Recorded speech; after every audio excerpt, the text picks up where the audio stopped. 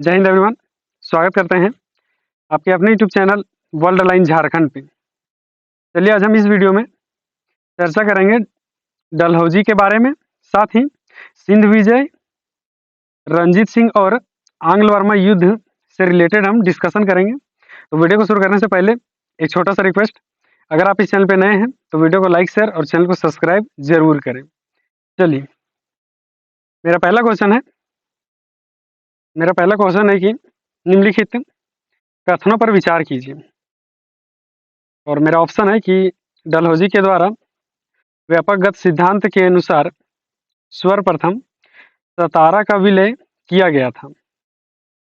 तो इसमें हम पहले छोटा सा एक डिफिनेशन देखेंगे डलहौजी के बारे में, और दूसरे पार्ट में हम समझेंगे कि व्यापकगत सिद्धांत क्या है। तो अगर हम डलहौजी का बात करें तो ये ब्रिटिश गवर्नर जनरल था, जो कि भारत में, अगर हम डलहौजी का कार्यकाल देखें तो उसका डेट था 1748 से 56। डलहौजी भारत में गवर्नर जनरल के रूप में नियुक्त हुआ था कंपनी के द्वारा। और भारत में अगर हम सर्वाधिक साम्राज्य विस्तार का बात करें तो इसी के कार्यकाल में, डलहौजी के कार्यकाल में हुआ था। दूसरा मेरा है कि व्यापकगत सिद्धांत। व्यापकगत सिद्धांत क्या है? इसको हम व्यापकगत सिद्धांत को दूसरे नाम से भी जानते हैं।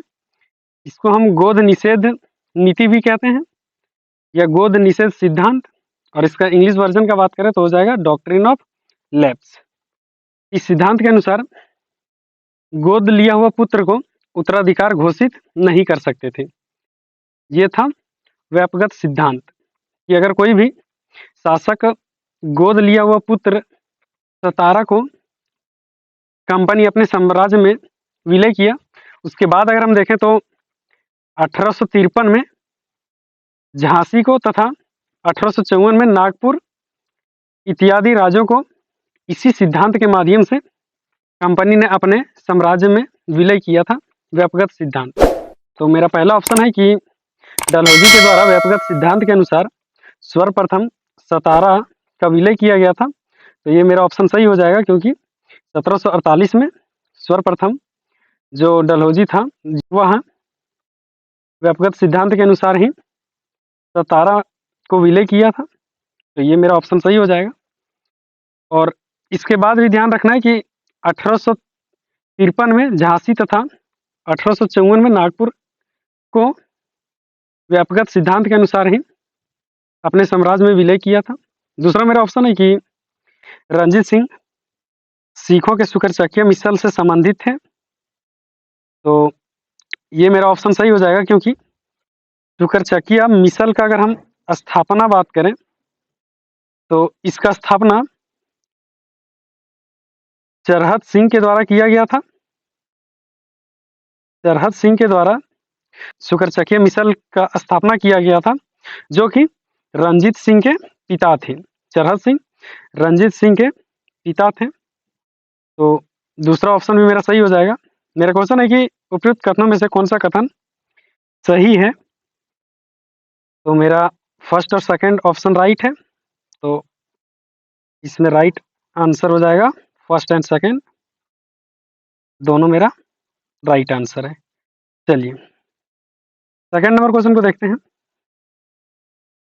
सेकंड नंबर क्वेश्चन है मेरा कि अंग्रेजों द्वारा सिंध विजय के कारणों के संदर्भ में विचार कीजिए। इसमें हम सिंध विजय का एक छोटा सा बैकग्राउंड देखेंगे। तो इसमें 1809 में सिंध से कंपनी ने शाश्वत मित्रता की संधि की गई थी 1809 में। इसमें तय हुआ था कि फ्रांसीसियों को सिंध में बसने नहीं दिया जाएगा। उसके बाद 1832 में अंग्रेजों एवं सिंध के बीच व्यापारिक संधि हुआ। फिर इसके बाद हम देखेंगे कि 1839 में सिंध ने सहायक संधि पर हस्ताक्षर किया, लेकिन फिर भी 1843 में नेपियर के द्वारा, जो कि वो सेनापति था, सिंध को जीता गया। तो इस क्वेश्चन में हमको कारण पूछा गया है कि सिंध विजय के कारण क्या थे। सिंध के शासक हर तरह से कंपनी के बात को मान रहे थे, फिर भी सिंध को क्यों जीता गया। जैसे कि आपने देखा कि 1839 में जो है सिंध ने सहायक संधि पर भी हस्ताक्षर किया है, और 1832 में अंग्रेजों एवं सिंध के बीच व्यापारिक संधि भी हुई थी। तो ऐसा क्या कारण था कि अंग्रेजों ने सिंध को जीता। तो चलिए कारण को देखते हैं। मेरा पहला इसमें ऑप्शन है कि अफगानिस्तान में अंग्रेजों के होने वाले नुकसान से उनकी प्रतिष्ठा को ठेस पहुंची, इस प्रतिष्ठा की भरपाई के लिए। तो मेरा ऑप्शन सही है, क्योंकि अंग्रेजों का अफगानिस्तान में हार हुआ था। दूसरा मेरा ऑप्शन है कि अफगानिस्तान में पंजाब के विरुद्ध युद्ध की स्थिति में सिंध का क्षेत्र अंग्रेजों के लिए उपयोगी था। तो ये भी मेरा ऑप्शन सही है कि अफगानिस्तान और पंजाब के विरुद्ध जब युद्ध की स्थिति में सिंध का क्षेत्र अंग्रेजों के लिए फायदेमंद होता। तो ये भी मेरा ऑप्शन सही है। तीसरा मेरा ऑप्शन है कि सिंध का सीमा समुद्र से भी लगता था, और सिंध का बाजार और कच्चे माल की दृष्टि से अगर हम देखें तो महत्वपूर्ण था। तो सिंध का सीमा समुद्र से लग रहा था, इसके हिसाब से भी फायदेमंद था अंग्रेजों के लिए, और सिंध का बाजार और कच्चे माल की दृष्टि से भी अगर हम देखें तो ये महत्वपूर्ण था। तो ये मेरा तीनों ऑप्शन राइट हो जाएगा। सिंध को जीतने का अगर कारण में हम देखें तो ये तीनों मेरा ऑप्शन राइट हो जाएगा। इस तरह का ऑप्शन देने का पर्पस सिर्फ इतना होता है कि अगर आप ऑब्जेक्टिव क्वेश्चन को ही सिर्फ करते हैं और ध्यान से समझेंगे तो आपका सब्जेक्टिव भी तैयार हो जाएगा। इसी में अगर हम देखें तो सिंध विजय के कारण, तो अगर क्वेश्चन में सिंध विजय के कारण को पूछा गया है तो ये तीनों ऑप्शन आप लिख सकते हैं, इससे आपका सब्जेक्टिव भी तैयार हो जाएगा। तो चलिए क्वेश्चन है कि उपयुक्त कथनों में सही कौन सा है। तो ये हो जाएगा डी नंबर मेरा राइट आंसर हो जाएगा, फर्स्ट सेकंड थर्ड। चलिए तीसरा हम देखेंगे रंजीत सिंह के बारे में। तीसरा क्वेश्चन है कि रंजीत सिंह के शासनकाल के संबंध में निम्नलिखित कथनों पर विचार कीजिए। तो पहला ऑप्शन है कि रंजीत सिंह के ने अपेक्षाकृत स्थिर एवं विशाल साम्राज्य का स्थापना किया था। तो ये मेरा ऑप्शन राइट होगा, क्योंकि 18वीं सदी में विभिन्न कारणों से अगर हम देखें तो पंजाब राजनीतिक रूप से अस्थिर था, जैसे मुगल सिख संघर्ष, नादिर शाह और अहमद शाह अब्दाली के आक्रमण के कारण भी पंजाब में देखें तो राजनीतिक रूप से अस्थिर था। लेकिन रंजीत सिंह एक लंबे समय के बाद 5 दशकों तक पंजाब में शांति बनाकर रखा। तो मेरा क्वेश्चन है कि रंजीत सिंह ने अपेक्षाकृत स्थिर एवं विशाल साम्राज्य की स्थापना की थी। तो ये मेरा ऑप्शन राइट हो जाएगा। दूसरा ऑप्शन है कि इसके साम्राज्य में वर्तमान पाकिस्तान का एक बड़ा भूभाग तथा भारतीय कश्मीर, हिमाचल एवं पंजाब के कुछ भूभाग था। तो ये भी मेरा ऑप्शन राइट है कि इस साम्राज्य में वर्तमान पाकिस्तान और पाकिस्तान का बड़ा भूभाग तथा भारतीय कश्मीर, हिमालय और पंजाब के कुछ भूभाग थे। ये भी मेरा ऑप्शन राइट है। तीसरा है कि रंजीत सिंह के प्रशासनिक व्यवस्था मुगल के समान थी। तो तीसरा भी मेरा ऑप्शन राइट है। मेरा क्वेश्चन है कि उपयुक्त कथनों पर विचार कीजिए। तो राइट आंसर तीनों हो जाएगा, फर्स्ट सेकेंड एंड थर्ड। चलिए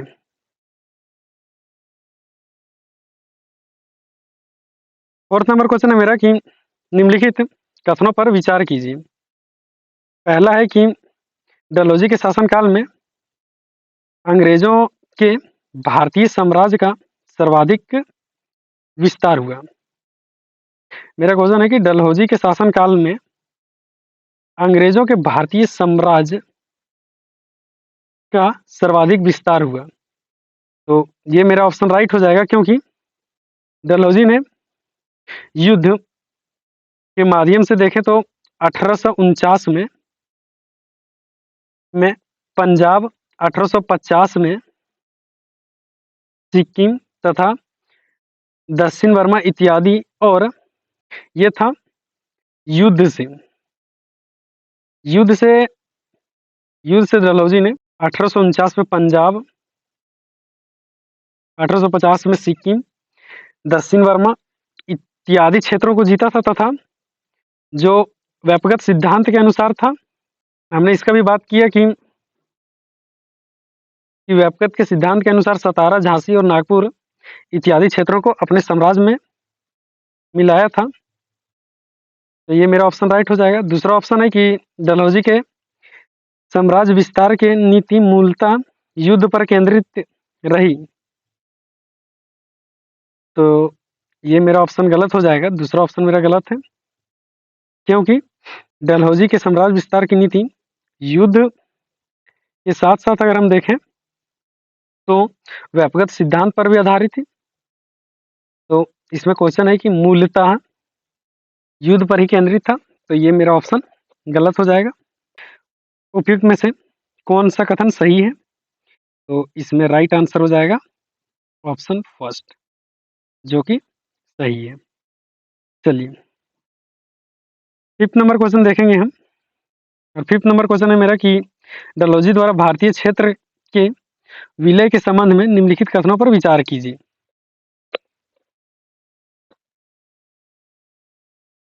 तो पहला मेरा ऑप्शन है कि गोद निषेध सिद्धांत, या इसी को हम डॉक्ट्रिन ऑफ लैप्स कहते हैं, को आधार बनाते हुए कई भारतीय राज्य का विलय किया था। तो ये मेरा आंसर राइट हो जाएगा, क्योंकि अगर हम देखें तो यही है व्यापक सिद्धांत, और इसने व्यापक सिद्धांत के अनुसार ही झांसी, सतारा, नागपुर को विलय किया था। और युद्ध से हम देखेंगे, अगर युद्ध के आधार पर, तो युद्ध के आधार पर भी 1849 में पंजाब, सिक्किम, दक्षिण बर्मा को जीता था। तो पहला मेरा ऑप्शन है कि गोद निषेध सिद्धांत या डॉक्ट्रिन के आधार बनाते हुए भारतीय राज्य को विलय किया था। तो ऑप्शन मेरा सही हो जाएगा। दूसरा ऑप्शन है कि डॉक्ट्रिन ऑफ लैप्स को आधार बनाते हुए सर्वप्रथम 1848 में सतारा को विलय किया था। तो ये मेरा ऑप्शन सही हो जाएगा। इसी में अगर पूछा जाए कि युद्ध के आधार पर सर्वप्रथम इस राज्य को विलय किया था, तो इसमें हो जाएगा 1849 में युद्ध के आधार पर पंजाब को विलय किया था। तो ये भी मेरा ऑप्शन सही है। और युद्ध के आधार पर हम देखेंगे तो पंजाब हो जाएगा, जो कि 1849 में, और डॉक्ट्रिन ऑफ लैप्स के सिद्धांत पर 1848 में सतारा को अपने साम्राज्य में विलय किया था। तो क्वेश्चन है कि उपयुक्त कथनों में से कौन सा कथन सही है? तो इसमें हो जाएगा फर्स्ट, सेकंड दोनों ऑप्शन हो जाएगा फर्स्ट राइट आंसर। चलिए 6 नंबर क्वेश्चन को देखते हैं। और 6 नंबर क्वेश्चन है कि निम्नलिखित कथनों पर विचार कीजिए। पहला मेरा ऑप्शन है कि वर्मा का भारतीय साम्राज्य में पूर्ण विलय डलहौजी के काल की एक महत्वपूर्ण घटना है। वर्मा जो भी म्यांमार है, वर्तमान नाम इसका वर्मा का म्यांमार है। और क्वेश्चन पूछ रहा है कि डलहौजी के द्वारा ही पूर्ण विलय किया गया था वर्मा का भारतीय साम्राज्य में। तो मेरा ऑप्शन ये सही है। इसके पहले हम प्रथम आंग्ल वर्मा युद्ध, द्वितीय आंग्ल वर्मा युद्ध तथा तृतीय आंग्ल वर्मा युद्ध का थोड़ा सा हम डेट का डिस्कशन करते हैं। तो प्रथम आंग्ल वर्मा युद्ध का हम बात करें तो इसका हो जाएगा 1824 से 26, ये है प्रथम आंग्ल वर्मा युद्ध। द्वितीय आंग्ल वर्मा युद्ध का बात करें तो हो जाएगा 1852, और तृतीय आंग्ल वर्मा युद्ध का बात करें तो 1885। तो ये ऑप्शन राइट हो जाएगा, क्योंकि तृतीय आंग्ल वर्मा युद्ध जो कि 1885 में हुआ था, इसी में वर्मा को भारतीय साम्राज्य में विलय किया गया था, तृतीय आंग्ल वर्मा युद्ध में ही। ये मेरा ऑप्शन राइट है। दूसरा ऑप्शन है कि अंग्रेज नेपाल युद्ध में विजय के परिणाम स्वरूप अंग्रेजों को वर्तमान उत्तराखंड का क्षेत्र तथा तराई क्षेत्र का भूभाग प्राप्त हुआ था। तो ये भी मेरा आंसर राइट हो जाएगा, क्योंकि 1814 से 16 में हम देखेंगे तो नेपाल से युद्ध हुआ था, जिसके परिणाम स्वरूप अंग्रेजों को वर्तमान उत्तराखंड का क्षेत्र तथा तराई क्षेत्र के भूभाग प्राप्त हुए थे। तो दूसरा ऑप्शन भी मेरा राइट है। क्वेश्चन है कि उपयुक्त कथनों में से कौन सा कथन सही है? तो दोनों मेरा सही है। चलिए नेक्स्ट क्वेश्चन को देखते हैं। 7th नंबर क्वेश्चन है कि रंजीत सिंह के संबंध में निम्नलिखित कथनों पर विचार कीजिए। तो पहला मेरा क्वेश्चन है कि रंजीत सिंह सिखों के शुक्रचक्कीय मिसल के संबंध से संबंधित थे, जिनके नेतृत्व में 5 दशकों तक, लगभग 5 दशकों तक 1892 से 1792 से 1839 तक के मध्य पंजाब के क्षेत्र में एक विस्तृत साम्राज्य की स्थापना किया था। मेरा ऑप्शन राइट है। दूसरा मेरा ऑप्शन है कि सिख धर्म के अनुयायी होने के बावजूद भी उन्होंने राज्य में धार्मिक सहिष्णुता की नीति का पालन किया था तथा धार्मिक मतभेद के बिना प्रशासन में सभी धर्म के लोगों को महत्व दिया एवं योग्यता के आधार पर सभी वर्गों को नौकरी दिया था। दूसरा ऑप्शन भी मेरा सही है। तीसरा ऑप्शन है कि उन्होंने फ्रांसीसियों की मदद से सेना का आधुनिकीकरण किया और यूरोप के कई देशों के नागरिकों को भी शामिल किया था। तो तीसरा ऑप्शन भी सही है। अगर इसमें आप देखेंगे तो रंजीत सिंह से रिलेटेड इस तीनों ऑप्शन में इनके जीवन काल से रिलेटेड डिस्कशन किया गया है। तो ये मेरा तीनों ऑप्शन राइट है। क्वेश्चन भी पूछ रहा है कि कौन सा कथन सही है, तो तीनों मेरा ऑप्शन राइट हो जाएगा। चलिए इस वीडियो का ये मेरा लास्ट क्वेश्चन है। 8 नंबर क्वेश्चन है कि निम्नलिखित कथनों पर विचार कीजिए। पहला क्वेश्चन है कि व्यापकत्व के सिद्धांत का प्रयोग भारत में सबसे पहले डलहौजी के काल में हुआ था। तो ये मेरा ऑप्शन गलत हो जाएगा, क्योंकि इसके पहले काल से यह सिद्धांत जारी था, लेकिन डलहौजी ने इस सिद्धांत का सबसे अधिक प्रयोग किया था। तो इसमें इस क्वेश्चन में है कि सबसे पहले डलहौजी के काल में इस सिद्धांत का प्रयोग किया गया है। तो ये मेरा ऑप्शन गलत हो जाएगा। दूसरा ऑप्शन है कि व्यापकत्व सिद्धांत के अनुसार अनुसरण करते हुए 1848 में सतारा, 1853 में झांसी तथा 1854 में नागपुर का विलय किया। तो दूसरा मेरा ऑप्शन सही है, जो कि हमने पहले भी डिस्कशन किया है। तो दूसरा मेरा ऑप्शन सही है। क्वेश्चन है मेरा कि उपयुक्त कथनों में से कौन सा कथन सही है, तो राइट आंसर हो जाएगा ओनली 2। इसी तरह के वीडियो के लिए वीडियो को लाइक, शेयर और चैनल को सब्सक्राइब जरूर करें। मिलते हैं नए वीडियो के साथ, तब तक के लिए जय हिंद।